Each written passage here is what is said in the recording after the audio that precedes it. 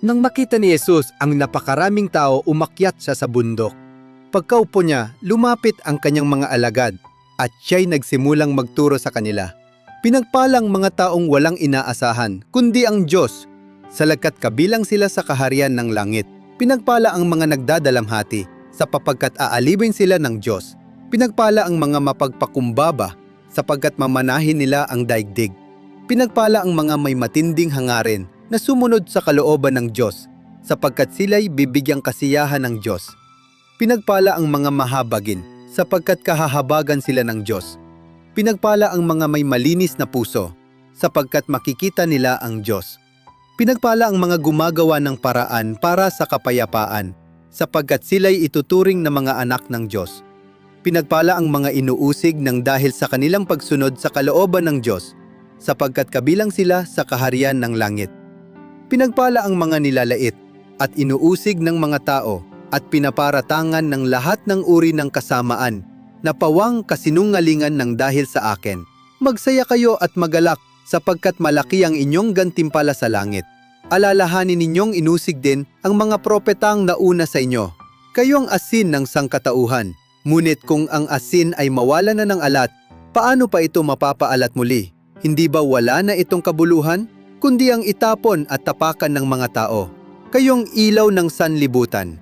Ang isang lungsod na nakatayo sa ibabaw ng burol ay hindi maitatago.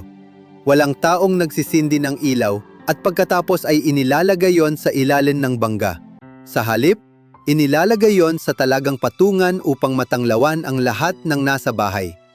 Gayon din naman, dapat ninyong paliwanagin ang inyong ilaw sa harap ng mga tao, upang makita nila ang inyong mabubuting gawa at papurihan ang inyong Ama na nasa langit.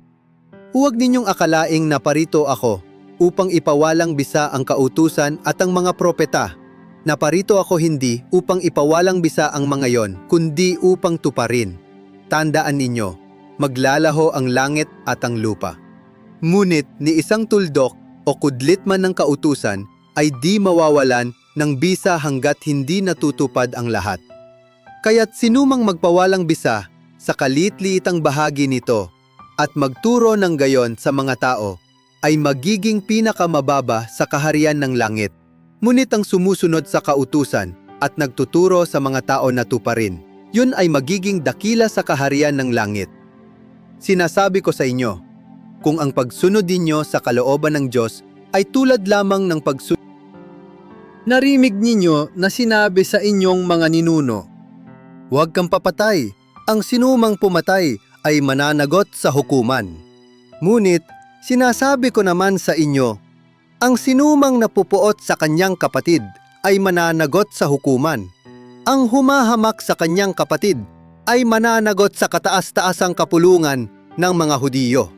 At sinumang magsabi sa kanyang kapatid, ulol ka, ay mangganganib na maparusahan sa apoy ng impyerno.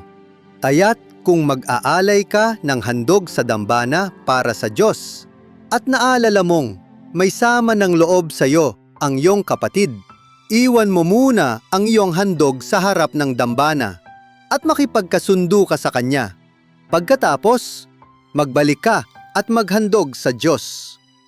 Kung may ibig magsakdal sa iyo, makipag-ayos ka agad sa kanya bago makarating sa hukuman ang inyong kaso. Kung hindi, ay dadalhin ka niya sa hukom at ibibigay ka nito sa tanod at ikukulong ka naman sa bilangguan. Tandaan mo, hindi ka makakalabas doon hanggat hindi mo nababayaran ang kahuli-hulihang barya na dapat mong bayaran.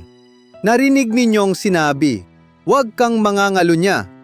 Ngunit sinasabi ko sa inyo, ang sinumang tumingin sa isang babae nang may pagnanasa ay nangangalunya na sa babaeng yon sa kanyang puso. Kung ang kanang mata mo ay nagiging sanhi ng iyong pagkakasala, dukitin mo ito at itapon. Mabuti pang mawalan ka ng isang bahagi ng iyong katawan kaysa ang buo mong katawan ang itapon sa impyerno. Kung ang iyong kanang kamay naman ay nagiging sanhi ng iyong pagkakasala, putulin mo ito at itapon. Mabuti pang mawalan ka ng isang bahagi ng iyong katawan kaysa ang buo mong katawan ang itapon sa impyerno. Sinabi rin naman, kapag makikipaghiwalay ang isang lalaki sa kanyang asawa, ito'y dapat niyang bigyan ng kasulatan ng paghihiwalay. Ngunit, sinasabi ko sa inyo, kapag nakipaghiwalay ang isang lalaki sa kanyang asawa, maliban kung ito ay nakikiapid, itinutulak niya ang kanyang asawa sa pangangalo niya. At sinumang makipag-asawa sa babaeng hiniwalayan ay nagkakasala rin ng pangangalo niya.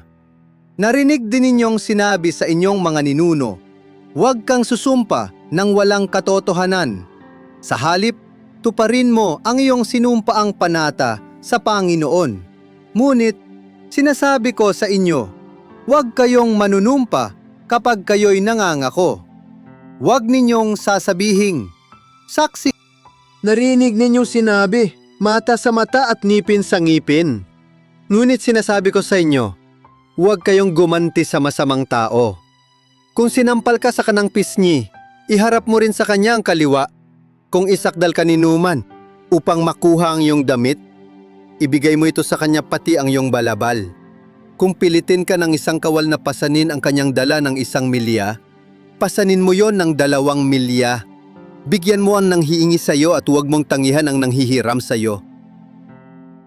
Narinig din yung sinabi, ibigin mo ang iyong kapwa at kamuhian mo ang iyong kaaway. Ngunit ito naman ang sinasabi ko, ibigin ninyo ang inyong mga kaaway at ipanalangin ninyo ang mga umuusig sa inyo upang kayo maging tunay na mga anak ng inyong Ama na nasa langit. Sapagkat pinasisikat niya ang araw sa mabubuti gayon din sa masasama, at nagpapaulan siya sa mga matuwid at sa mga di matuwid. Kung ang mga nagmamahal sa inyo ang siya lamang ninyong mamahalin, anong gantimpala ang inyong maasahan? Hindi ba't ginagawa rin yan ng mga maniningil ng buwis?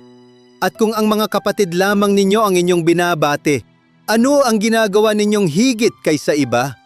Hindi ba't ginagawa rin yan ng mga hentil? Kaya maging ganap kayo, gaya ng inyong Ama na nasa langit.